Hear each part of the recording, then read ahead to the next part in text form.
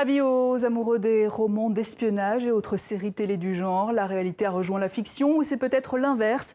C'est ce que nous raconte cet ancien diplomate russe qui a exercé pendant la guerre froide. Aujourd'hui, il livre tous les secrets de la manipulation au plus haut sommet de l'État, d'Ivan le Terrible à l'affaire Skripal, en passant par Staline, Helsinki, Kennedy, Trump, Poutine, la CIA, le KGB. Dans son roman vrai de la manipulation, édition Flammarion, Vladimir Fedorovski, bonsoir. Bonsoir. Le roman vrai de la manipulation, mais quand même, vous avez oublié de dire que je suis maintenant écrivain d'origine russe. Ben oui, le plus édité en France. Vous êtes imprimeur aussi. On peut continuer. Alors, explosif, le roman vrai de la manipulation. Quand on vous lit justement, on se dit mais c'est pas vrai, nos États n'ont pas pu agir comme ça. Et pourtant, si, plus c'est gros, plus ça passe.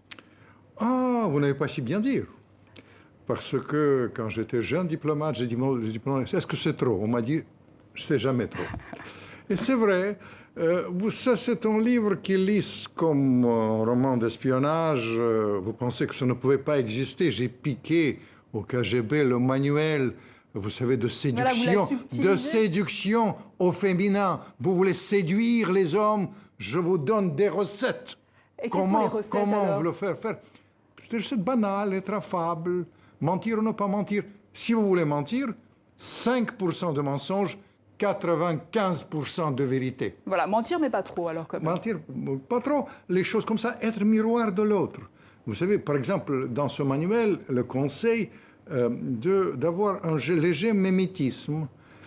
J'ai pensé, c'est farfelu. À ce qu'il paraît, ils ont étudié ça en millimètre près, à tel point que Poutine, aujourd'hui, quand il parle avec les autres chefs d'État, il fait un léger mimétisme. Chirac m'a raconté... Vous croyez qu'il a lu ce manuel de la séduction, Poutine? Lui, il a lu ce manuel. J'espère bien qu'il va lire mon livre. C'est très édifiant. Mais derrière, il y a des choses vraiment de révélation. Vous savez, la manipulation, ça peut être positif ou négatif. Par exemple, parmi les révélations de ce livre, je raconte une histoire. Il y avait un très grand espion du XXe siècle, créateur d'ailleurs du département D de désinformation du KGB, un Arménien, la vieille France, tout ça, c'est les choses. Il connaissait très bien De Gaulle. Oui. Et vous imaginez bien, c'est un personnage étonnant. Agayans, vous avez lu le livre. Bien Quel sûr plaisir. Que j'ai lu le livre. Agayans, il était, vous savez, c'est lui qui a prévenu l'attentat à Téhéran contre Staline, Churchill, de sauver la vie à Churchill, Roosevelt et Staline. Par rapport à Charles de Gaulle. Et il parle. Et Staline l'a dit, il y a quelqu'un qui monte, Charles de Gaulle, qu'est-ce que c'est? Que tu l'as connu avant la guerre, va le voir en Algérie. Il est allé en Algérie, 1943. Il a écrit un télégramme. Dans ce livre, il y a beaucoup de choses explosives, des archives explosives. Télégramme est déclassifié, très structuré. Il faut miser sur De Gaulle, etc. Mais l'autre, il dit, comment convaincre Staline que De Gaulle, c'est l'homme? Il a piqué avant la guerre une lettre de Gaulle à sa mère. Et dans cette lettre, il disait l'alliance entre la Russie combattante et la France combattante. Staline était très porté sur sa mère. Il aimait beaucoup sa mère. Il aimait beaucoup sa mère. Repris il a dit, il faut miser sur De Gaulle. Formule. Et vous ne pouvez pas imaginer, il a calmé les communistes. Il a misé sur De Gaulle. Il a imposé que la France soit au Conseil de sécurité suite à cette manipulation. C'est positif. Mais il y en a trop. C'est l'histoire d'amour entre la France et la Russie. Pour vous, les champions du monde de la manipulation, c'est le Kremlin ex aequo avec les États-Unis? Les Américains, Israël est pas mal. Je voudrais vous dire, le tube, une connexion maintenant, quand ils ont fait la guerre en Irak, vous savez, quand ils ont été secrétaire d'État américain prend une tube, et vous savez que ce qu'il y avait un tube, il savait ça. C'est liquide lave-vaisselle. Et oui. Et il a présenté ça au monde entier, Mais ça continue, je vais vous dire. Le problème que nous vivons aujourd'hui, derrière ces anecdotes, ça se lit vraiment. Il y en a des tonnes. Mystère, amour et évasion. Quel est le plus grand mensonge pour vous de l'histoire du XXe siècle, on va dire? Vous savez, on le vit maintenant. Vous ne savez pas si bien. Je vais vous dire une chose, très sérieusement parlant. Derrière les façades, les anecdotes, tout ça, le roman policier, mais en vrai, rien n'est inventé. Je pense qu'on vit aujourd'hui un des moments les plus dangereux de l'histoire de l'humanité. Pire que la guerre froide? Pire que la guerre froide, parce que pendant la guerre froide, il y avait des règles. Moi, j'étais diplomate pendant la guerre froide. Il y avait des règles, il y avait des gens hyper compétents. Je les ai connus, Védrine, Kissinger, Gromyko, c'est des gens très pointus.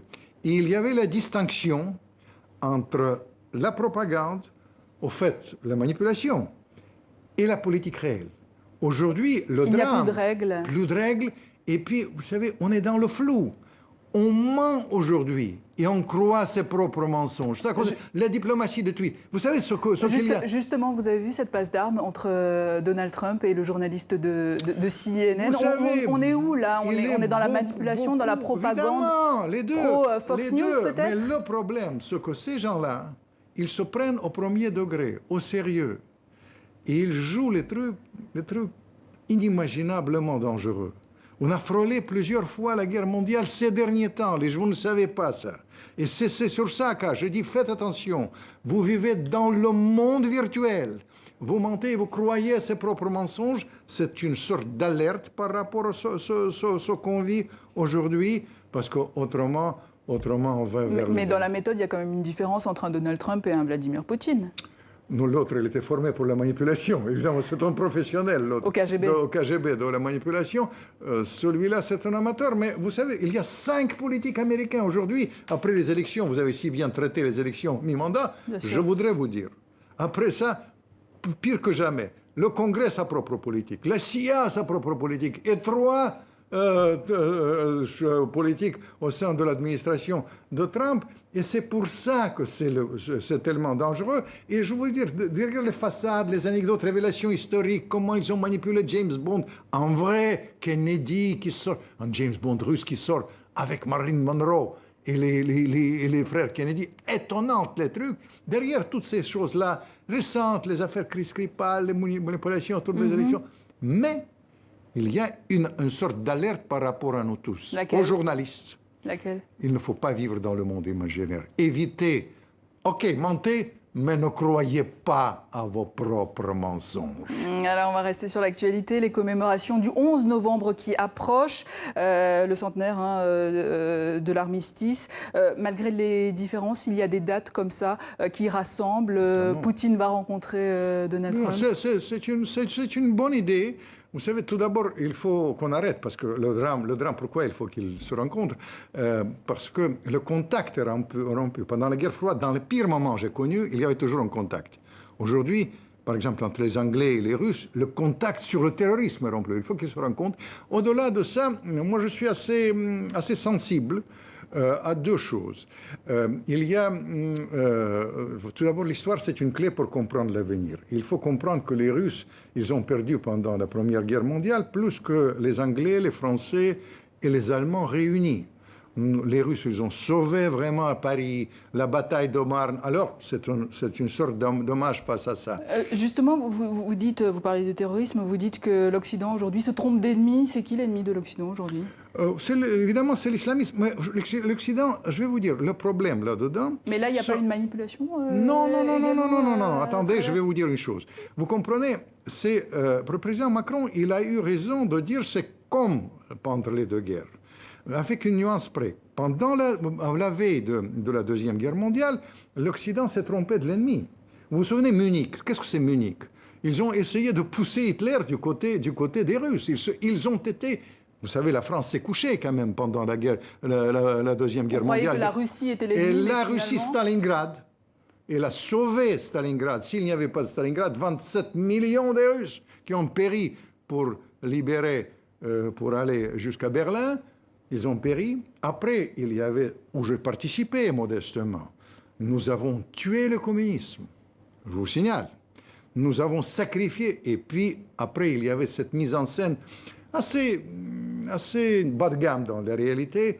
Les Américains, ils se sont convaincus que c'est eux qui ont gagné la guerre froide. En réalité, c'est nous, j'ai travaillé avec Gorbatchev, qui ont tué ça. Il y avait l'inflation avec la Russie, 2100%. Réfléchissez, 2100% d'inflation par an. Ils ont dit la Russie, c'est rien.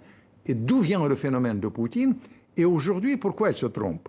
Au-delà de Poutine, oublions ça. C'est surtout Surtout, le peuple russe, c'est un allié irremplaçable dans la lutte contre l'islamisme qui existe, parce que les islamistes tuent nos enfants. Malheureusement. Évidemment. Et c'est dans ce contexte, il faut être lucide. Merci, en alerte merci beaucoup. et en conseil. On a lu votre livre, beaucoup d'anecdotes très croustillantes, et je vous invite vraiment à lire ces livres. Ancien diplomate donc russe, historien, écrivain et auteur donc du roman vrai de la manipulation, édition. 42e livre, le roman vrai de la manipulation, le roman de Saint-Pétersbourg.